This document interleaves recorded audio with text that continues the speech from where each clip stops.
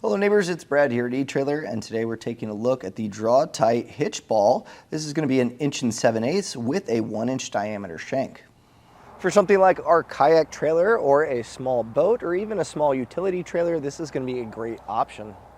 Being a 1 7/8 inch ball is going to mean that it's going to be good for a smaller trailer. In fact, this one's rated at 2,000 pounds, so you're going to want it to adhere to that number. You're also going to want to obviously compare, make sure that your ball mount as well as your hitch and your vehicle also equates to that. But at 2,000 pounds, it's going to be really good, again, for maybe a kayak trailer or a small utility trailer or something along those lines. Now, this does have a 1-inch shank diameter, so make sure the ball mount that you're picking up is adequate for that 1 inch, and this is going to be 2 1/8 inch long, so it's going to work on a standard ball mount pretty easy. It's just enough, but it's also not going to be excess, so perfect for a just normal one like we have here.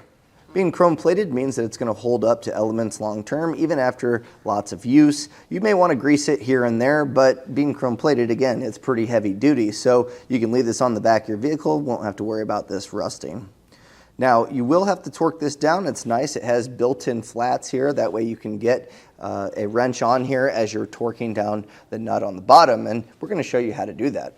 Now, before you start using your ball with your ball mount, you're going to want to make sure that it's torqued down properly, and that way it doesn't become loose over time. Now, there's a few ways to do this. You are going to need a 1.5 inch socket to tighten down the nut. And what's really nice is the ball mount that we have here today is a toe smart, and this actually has grooves in place, and that's going to allow us to slide this in, and once it's tight, it's going to kind of hold that in place, allowing us to just use our torque wrench on one side and not have to mess around with a wrench on the other, whereas other times you are going to have to put a wrench on this edge or use a vise. That's another option. You can tighten that down and torque it, but either way, it's a decent amount of torque, so having this little groove here is going to help us out. So what helps, if you're doing this on your car, if you don't have a vise, you can kind of turn it sideways, and that way you have nice mobility with your torque wrench on one side. We'll just get our ball torqued down, and then we'll be ready to use it.